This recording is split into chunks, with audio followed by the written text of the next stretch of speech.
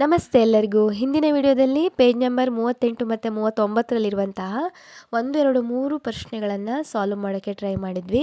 ಈ ಒಂದು ವಿಡಿಯೋದಲ್ಲಿ ಮುಂದಿನ ಪ್ರಶ್ನೆಗಳನ್ನು ತಿಳ್ಕೊಳ್ಳೋಕ್ಕೆ ಪ್ರಯತ್ನ ಪಡೋಣ. ಈ ಒಂದು ವಿಡಿಯೋ ನಿಮಗೆ ಸ್ವಲ್ಪನಾದರೂ ಉಪಯೋಗ ಆಗಿದೆ ಅಂತ ಅನಿಸಿದರೆ ಪ್ಲೀಸ್ ನನ್ನ ಚಾನೆಲ್ನ ಸಬ್ಸ್ಕ್ರೈಬ್ ಮಾಡ್ಕೋತೀರಾ?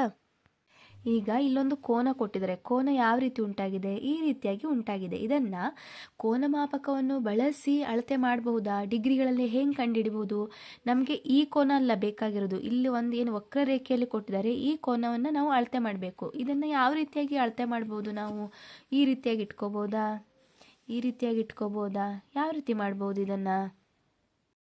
ಈ ಒಂದು ಕೋನವನ್ನು ಅಳತೆ ಮಾಡಲಿಕ್ಕೆ ಒಂದು ಸುಲಭ ವಿಧಾನ ಏನಪ್ಪ ಅಂದರೆ, ನಮಗೆ ಗೊತ್ತಿದೆ ಒಂದು ಪೂರ್ಣ ಕೋನವು ಎಷ್ಟು ಡಿಗ್ರಿ ಇರುತ್ತೆ? 360 ಡಿಗ್ರಿ ಇರುತ್ತೆ. ಕರೆಕ್ಟಾ? ಒಂದು ಪೂರ್ಣ ಕೋನ, ಇದೊಂದು ಪೂರ್ತಿ ಕೋನ ಆಗಬೇಕು ಅಂದರೆ 360 ಡಿಗ್ರಿ ಆಗುತ್ತೆ. ಇಲ್ಲಿ ನಮಗೆ ಇಷ್ಟೇ ಕೋನ ಬೇಕಾಗಿರೋದು. ಇದಿಷ್ಟು ಕೋನವನ್ನು ಸೇರಿಸಿದ್ರೆ ಇವಾಗೊಂದು ಪೂರ್ಣ ಕೋನ ಆಯಿತಾ? ಇವಾಗೊಂದು 360 ಡಿಗ್ರಿ ಸಿಗುತ್ತಾ? ಆಗ ನಾವೇನು ಮಾಡಬೇಕು? ಫಸ್ಟು ಇಷ್ಟು ಕೋನವನ್ನು ಕಂಡುಹಿಡ್ಕೊಳ್ಳೋಣ. ಈ ಕೋನವನ್ನು ಕಂಡುಹಿಡ್ದಾದ್ಮೇಲೆ 360 ಡಿಗ್ರಿಯಲ್ಲಿ ಈ ಕೋನವನ್ನು ಮೈನಸ್ ಮಾಡಿದ್ರೆ ಈ ಉಳಿದಿರೋ ಕೋನ ಸಿಗುತ್ತಾ? ಆ ರೀತಿಯಾಗಿ ಈ ಒಂದು ಲೆಕ್ಕವನ್ನು ಮಾಡ್ಬೋದು. ಇದನ್ನು ಫಸ್ಟು ಅಳತೆ ಮಾಡ್ಕೊಳ್ಳೋಣ ಯಾವ ರೀತಿಯಾಗಿ ಬರುತ್ತೆ ಅಂತ. ಇದು ನೋಡಿ 100 ಡಿಗ್ರಿ ತೋರಿಸ್ತಾ ಇದೆ. ಈ ರೀತಿಯಾಗಿದೆ ಅಲ್ವಾ? ಇದು 100 ಡಿಗ್ರಿ ತೋರಿಸ್ತಾ ಇದೆ. ಸರಿ, ಇದಿಷ್ಟು ಒಂದು ಪೂರ್ಣ ಕೋನ ಆಗಿದ್ರೆ 360 ಡಿಗ್ರಿ ಆಗಿರೋದು. ಆದರೆ ಇಷ್ಟು ಕೋನ 100 ಡಿಗ್ರಿ ಆದರೆ ಇದಿಷ್ಟು ಕೋನ ಎಷ್ಟಾಯಿತು? 360 ಮೈನಸ್ 100 ಎಷ್ಟು ಡಿಗ್ರಿ ಆಯಿತು? 260 ಡಿಗ್ರಿ. ಸೊ ಇದಿಷ್ಟು ಕೋನ ಎಷ್ಟಾಗುತ್ತೆ? 260 ಡಿಗ್ರಿ. ಈ ರೀತಿಯಾಗಿ ನಾವು ಕೋನಮಾಪಕವನ್ನು ಬಳಸಿ ಈ ರೀತಿಯಾದಂಥ ಕೋನಗಳನ್ನು ಕಂಡುಹಿಡ್ಕೋಬಹುದು. ಒಂದಿಷ್ಟು ಕೋನಗಳನ್ನು ಕೊಟ್ಟಿದ್ದಾರೆ. ಅದನ್ನು ಕೋನಗಳನ್ನು ಅಳೆದು ಡಿಗ್ರಿಗಳಲ್ಲಿ ಬರೀಬೇಕು. ಒಂದನೇದು ಎಷ್ಟು ಡಿಗ್ರಿ ಬರುತ್ತೆ ನೋಡೋಣ. ಇದು ನೋಡಿ, ಕೋನಮಾಪಕದ ಮಧ್ಯಬಿಂದುವನ್ನು ಎಲ್ಲಿ ಕೋನ ಉಂಟಾಗಿದೆಯೋ ಆ ಶೃಂಗದ ಮೇಲೆ ಇಡಬೇಕು. ಅದೇ ರೀತಿಯಾಗಿ ಒಂದು ಬಾಹುವಿನ ಮೇಲೆ ಕೋನಮಾಪಕದ ಮೊದಲ ಒಂದು 0 ಲೈನ್ ಏನಿದೆ ಅದು ಕೂತ್ಕೋಬೇಕು. ಇನ್ನೊಂದು ಬಾಹುವಿನ ಮೇಲೆ ಕೋನಮಾಪಕದ ಯಾವ ಒಂದು ಗೆರೆ ಬರುತ್ತೆ ಅದನ್ನು ನೋಡಿ ನಾವು ಲೆಕ್ಕ ಮಾಡಬೇಕು. ಈಗ 0, 10, 20 ಎಲ್ಲಿಗೆ ಬಂದು ನಿಂತಿದೆ? ಇದು 80. ಸೊ ಹಾಗಾಗಿ ಇದು ಎಷ್ಟು ಅಳತೆ ಇದೆ? 80 ಡಿಗ್ರಿ. ಅದೇ ರೀತಿಯಾಗಿ ಇನ್ನೊಂದು ನೋಡೋಣ. ಕೋನಮಾಪಕದ ಮಧ್ಯಬಿಂದು ಕೋನದ ಶೃಂಗದ ಮೇಲೆ, ಅದೇ ರೀತಿಯಾಗಿ ಈ 0 ಲೈನ್ ಏನಿದೆ ಅದು ಒಂದು ಬಾಹುವಿನ ಮೇಲೆ, ಇನ್ನೊಂದು ಬಾಹುವಿನ ಮೇಲೆ ಯಾವ ಗೆರೆ ಟಚ್ ಆಗುತ್ತೆ? 120 ಡಿಗ್ರಿ ಲೈನು. 120 ಡಿಗ್ರಿ. ಮುಂದಿಂದು ಈ ರೀತಿಯಾಗಿ ಕೋನಮಾಪಕವನ್ನು ಇಟ್ಕೊಂಡ್ರೆ ಯಾವ ಲೈನ್ ಬಂತು? ಈ ಕಡೆಯಿಂದ ಎಣಿಸ್ಬೇಕಲ್ಲ, ಕೋನ ಹೀಗಿದೆ, ಈ ಕಡೆಯಿಂದ 0 ಇಂದ ತಗೋಬೇಕು. ಇದು 60 ಡಿಗ್ರಿ. ಅದೇ ಈ ಕೋನ ನೋಡಿ, ಕೋನಮಾಪಕದ ಮಧ್ಯಬಿಂದು ಕೋನದ ಶೃಂಗದ ಮೇಲೆ ಇಟ್ಟೆ. ಈಗ ನಾನು ಇಲ್ಲಿಂದ ಎಣಿಸ್ಕೊತ ಹೋಗ್ಬೇಕಾ 0, 10, 20 ಅಂತ? ಅಲ್ಲ. ಯಾಕೆ ಅಂದರೆ ಕೋನ ಇಲ್ಲಿ ಉಂಟಾಗೇ ಇಲ್ಲ. ನನ್ನ ಕೋನ ಈ ರೀತಿಯಾಗಿ ಉಂಟಾಗಿದೆ. ಸೊ ನಾನು ಇಲ್ಲಿಂದ 0, 10, 20 ಎಣಿಸ್ಕೊಂಡು ಹೋಗಬೇಕು. ಆಗ ಇದು ಎಲ್ಲಿ ಬಂದು ಕೂರುತ್ತೆ? ಈಗ ಮೇಲ್ಗಡೆ ನೋಡಬೇಕು. ಇಲ್ಲಿಂದ 0, 10 ಅಂದರೆ ಇಲ್ಲಿ 0, 10 ಮೇಲ್ಗಡೆ ಕೊಟ್ಟಿದ್ದಾರೆ. ಕೋನ ಈ ಕಡೆಯಿಂದ ಆಗ್ತಾ ಇದ್ರೆ ನಾವು ಈ ಕಡೆಯಿಂದ 0, 10, 20 ಅಂತ ಎಣಿಸ್ತಿದ್ವಿ. ಈಗ ಕೋನವನ್ನು ನಾವು ಈ ಕಡೆಯಿಂದ ಈ ರೀತಿ ಆಗಿದೆ, ಈ ಕಡೆಯಿಂದ 0, 10, 20 ಅಂತ ಎಣಿಸ್ಕೊಂಡು ಹೋದಾಗ ಅದು ಮೇಲ್ಗಡೆ ಕೊಟ್ಟಿದ್ದಾರೆ 0, 10, 20 ಅಂತ. ಈ ರೀತಿ 0, 10, 20, 30 ಎಲ್ಲಿಗೆ ಬಂದು ನಿಂತಿದೆ? ಅದು ಇದು 130 ಡಿಗ್ರಿ.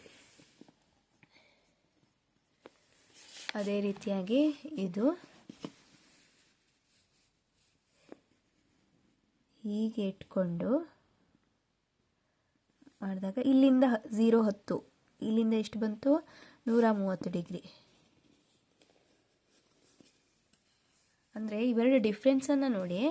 ನಾವು ಈ ರೀತಿಯಾಗಿ 0, 10 ಎಣಿಸ್ತಾ ಇರಬೇಕಿದ್ರೆ ಯಾವ ರೀತಿಯಾಗಿ 0, 10 ಈ 0, 10 ತಗೊಂಡಿದ್ವಿ. ಅದೇ ಇಲ್ಲಿ ಇಟ್ಕೊಂಡು ಕೌಂಟ್ ಮಾಡಬೇಕಿದ್ರೆ ನಾವು ಈ ಕಡೆಯಿಂದ 0, 10 ತಗೊಂಡ್ವಿ. ಅದೇ ರೀತಿಯಾಗಿ ಈ ಕೊನೆಯದು ಒಂದು 60 ಡಿಗ್ರಿ ಇದೆ. ಈ ರೀತಿಯಾಗಿ ನಾವು ಕೋನಗಳನ್ನು ಅಳೆದು ಹೆಸರಿಸ್ಬೋದು. ಇಲ್ಲಿ ಇಂಪಾರ್ಟೆಂಟ್ ಏನಪ್ಪ ಅಂದರೆ ಕೋನಮಾಪಕವನ್ನು ನಾವು ಕೋನದ ಕರೆಕ್ಟಾಗಿ ಹೇಗೆ ಇಡ್ತೀವಿ ಅನ್ನೋದೇ ಇಂಪಾರ್ಟೆಂಟ್ ಆಗುತ್ತೆ. ಕೂಡ ಒಂದಿಷ್ಟು ಕೋನಗಳನ್ನು ಹೆಸರಿಸಿ ಆ ಕೋನದ ಅಳತೆಗಳನ್ನು ಕಂಡುಹಿಡಿಯಿರಿ ಅಂತ ಹೇಳಿದ್ದಾರೆ. ಮೊದಲನೇದಾಗು ಕೋನ್ ಬಿ ಎಕ್ಸ್ ಇ.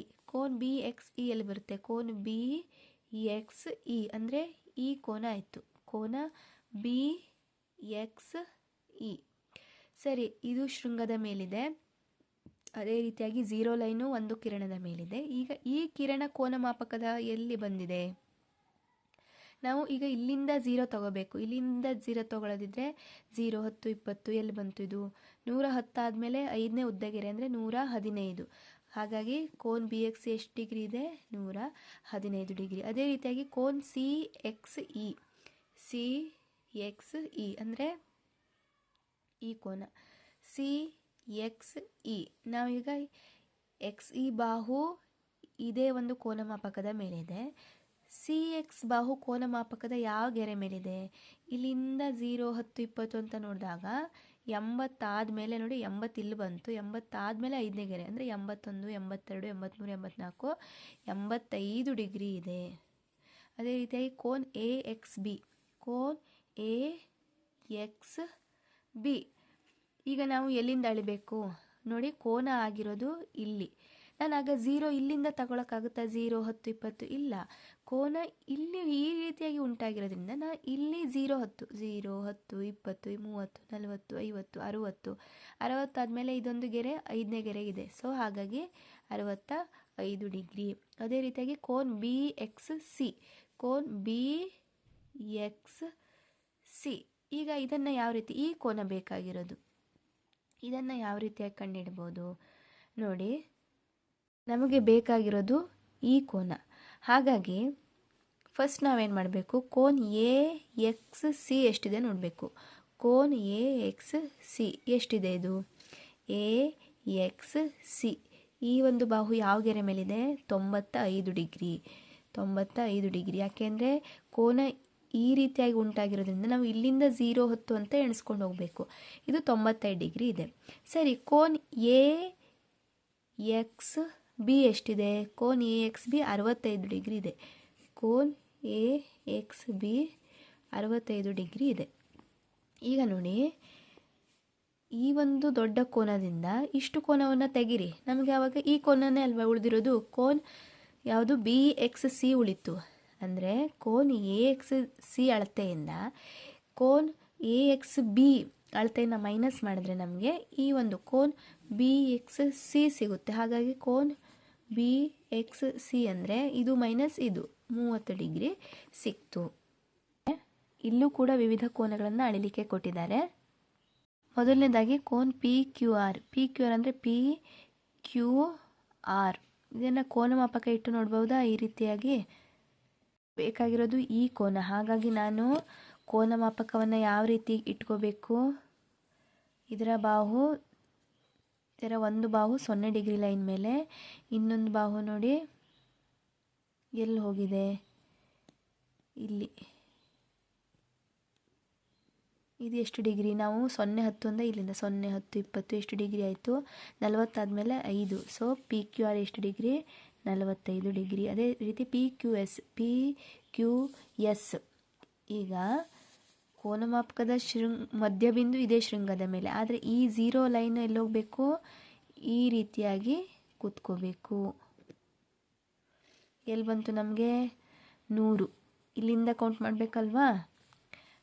100 ಡಿಗ್ರಿ ಬಂತು. 100 ಡಿಗ್ರಿ. ಅದೇ ರೀತಿ ಪಿ ಕ್ಯೂ ಟಿ ಇದೊಂದು ದೊಡ್ಡ ಕೋನ ಏನಿದೆ. ಇವಾಗ ಕೋನ ಮಾಪಕ ಹೇಗಿಡಬೇಕು ನೋಡಿ? ಶೃಂಗ ಇದೇ ರೀತಿಯಾಗಿ 0 ಲೈನ್ ಏನು ಮಾಡಬೇಕು? ಈ ಒಂದು ಗೆರೆಗೆ ಟಚ್ ಆಗಬೇಕು. ಆಗ ಹೀಗೆ ಕೋನ ಆಗಿದೆ. ಸೊ ನಾವು ಇಲ್ಲಿಂದ ಎಣಿಸ್ಕೊಂಡು ಹೋಗಬೇಕು. 0 ಇಲ್ಲಿಂದ ಬಂದರೆ ಈ ಲೈನ್ ಯಾವ ಗೆರೆಗೆ ಬಂದಿದೆ? 150 degree. So P Q T is equals to 150 degree. ಈ ರೀತಿಯಾಗಿ ಕೋನ ಮಾಪಕ ನಾವು ಯಾವ ರೀತಿಯಾಗಿ ಇಟ್ಕೊಳ್ತೀವಿ ಹೇಳೋದು ತುಂಬ ಇಂಪಾರ್ಟೆಂಟ್ ಆಗುತ್ತೆ. ಕ್ವಶನ್ಗಳಿವೆ, 2 ಕ್ವಶನ್ ಇದೆ. ಒಂದು ಅಟ್ರಾಕ್ಟಿವ್ ಆಗಿರೋ ಒಂದು ಪೇಪರ್ ಕ್ರಾಫ್ಟ್ ಮಾಡೋದಕ್ಕೆ ಹೇಳಿದ್ದಾರೆ. ಇದನ್ನು ನೆಕ್ಸ್ಟ್ ವಿಡಿಯೋದಲ್ಲಿ ನೋಡೋಣ. ಇವತ್ತಿನ ಒಂದು ವಿಡಿಯೋ ನಿಮಗೆ ಯೂಸ್ ಆಗಿದೆ ಅಂತ ಭಾವಿಸ್ತೀನಿ. Thank you for watching.